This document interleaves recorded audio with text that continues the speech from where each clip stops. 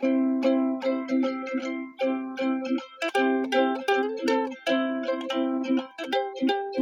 Saturday, Chapter 12, their second to last day. Everyone in the whole house slept in that morning, including the adults. It was as if the events culminating up to that point had been too much for everyone to handle, too much to process. That is the providential blessing of sleep. It offers the weary struggler a chance to slip away from overwhelming realities, a much-needed respite from the strains of life, a gratefully accepted pause for rest. When they awoke, the summer storm had long since blown over hours ago, leaving a sense of relief that maybe all that excitement had just been a part of a bad dream. Everybody gathered together in housecoats and fresh jammies in the front room once again, grateful for the mutual calm. It seemed right to break from routine, skipping breakfast and meeting instead to debrief all that had happened that harrowing night before, to make sure everyone was okay. Kruger stood off to the side by one of the bookshelves at the far wall. Dad sat in his armchair, his daughter back to her reserved spot on his knee. His son stood hugging his neck from behind, and Tarzan, far more than just a dear family friend, sat comfortably on the carpet at his feet, where a warm square of sunlight was beaming through the window. Dad started off by asking how everyone had slept. The children nodded silently in the affirmative. Nothing needed to be said. It was obvious that sleep and a warm bed had been well received by all. "I must thank you boys for doing your best to look after Mel last night," he said. "I know you both had a narrow escape yourselves from the neighbor's bull, and I want to say how grateful I am that you're all safe. I love you very much, and I would be devastated if anything happened to any of you, including you, Tarzan." He rested his hand on Tar's head and gave his disheveled bed hair an affectionate tussle.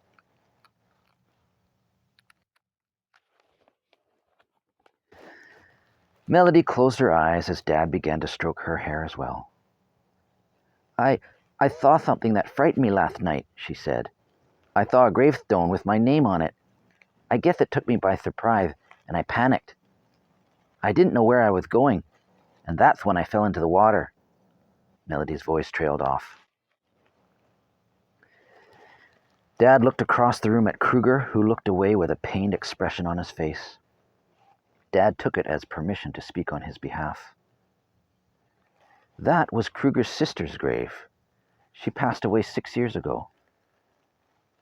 Melody looked at the housekeeper. But the name on the stone said Melody. Your sister's name was also Melody?" Kruger nodded his head slightly, but continued to avoid eye contact with everyone. "Yes," confirmed Dad. "But there's something I'd planned to tell you all during our visit here. There is a reason why we came to this particular place for our holiday. I'd wanted to talk to you about something very important that I should have shared with you long ago, but never felt ready to. Sometimes grown-ups handle the challenges of this remarkable life differently than others might expect them to." He paused, took a deep breath, and then said, "As you know, just over 6 years ago, I lost your mother." Looking up at Hubert, standing close behind him. "She died when Hubert was barely a year old. I wanted to talk to you kids more about her. I know I should have, but it was too painful for me. And what you might not know is, your mother's name was also Melody." The kids stopped everything, even though they hadn't been doing anything but listen.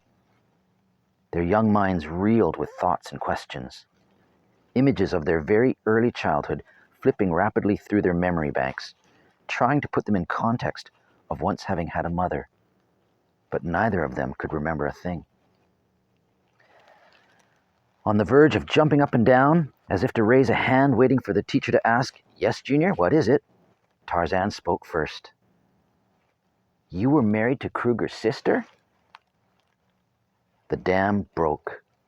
Melody and Hubert both blurted out, "That was our mother's gravestone I saw last night? Our mom was Kruger's sister? Kruger is our uncle?" Melody continued, speaking to Kruger. "Was that you I saw out the upstairs window one night on your way to visit your sister's grave? Do you do that every night?" Uncle Kruger tilted his head mutely. "Well, that might have been me you saw," Dad stepped in helpfully. "I've been out a few times this week.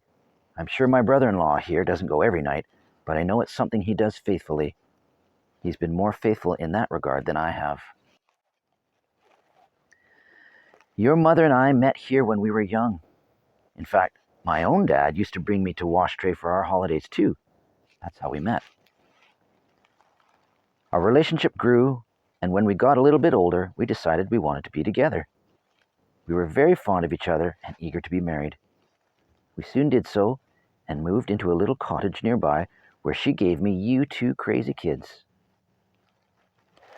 But then she passed away only a couple of years later.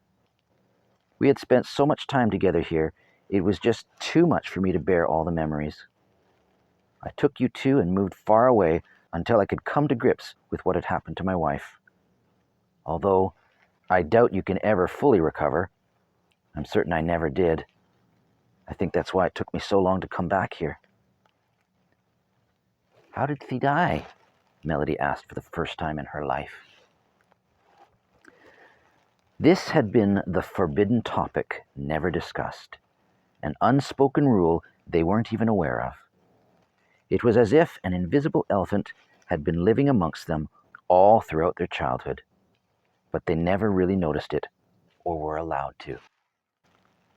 It just didn't seem to be at the forefront of their minds. At this moment, however, it became obvious how unnatural it was to have ever missed it, and to not have talked about it.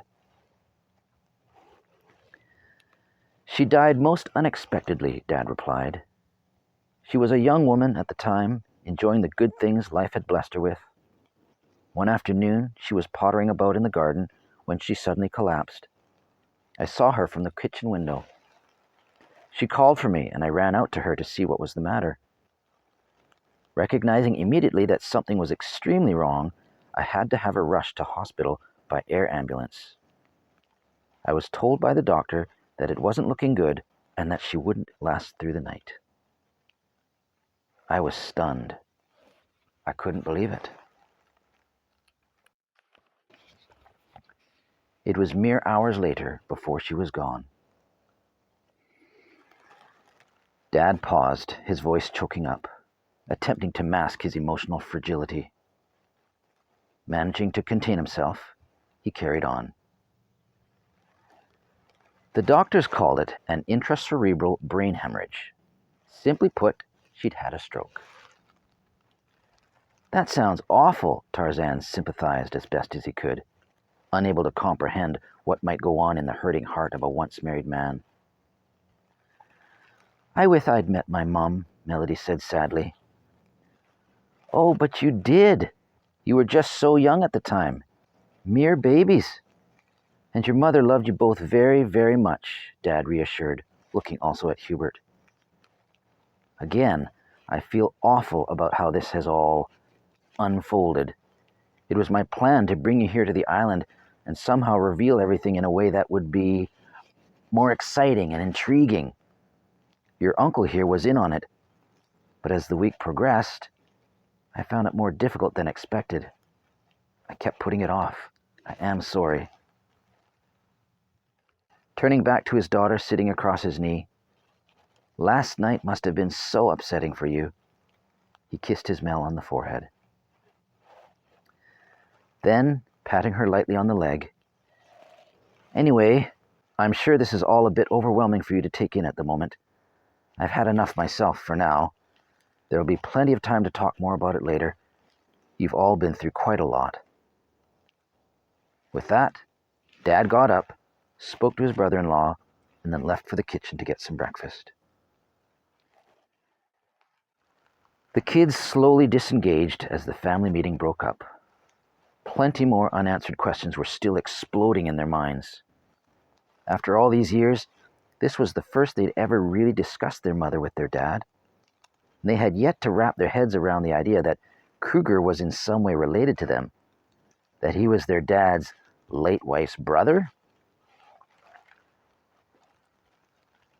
Kruger had hardly moved from his spot all morning.